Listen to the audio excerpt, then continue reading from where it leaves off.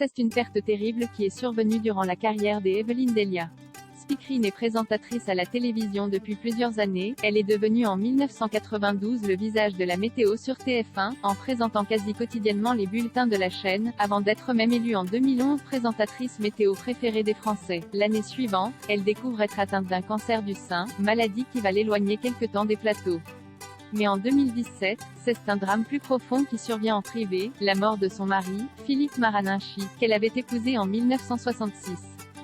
Qu'elle a réussi à surmonter, tant bien que, si j'avais un conseil à donner, c'est de ne pas s'isoler, de ne pas ruminer et de continuer à travailler si cela est possible, a-t-elle ainsi confié à Sophie Davant dans son magazine Le Mag, précisant être quelqu'un d'assez costaud.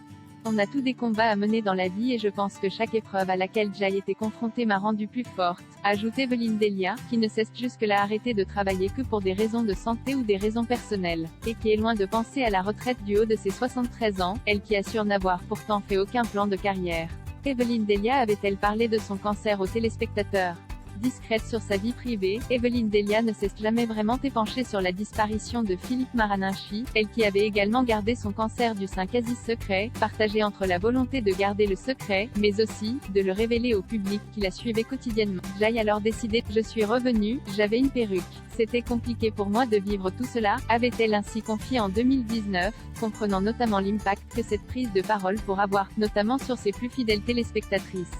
Je me suis aperçue que c'était important pour beaucoup de femmes, ajoutait-elle à l'époque, elle qui réalise désormais que, sa parole, son attitude, le fait d'être là, à l'antenne, pouvait aider certaines personnes.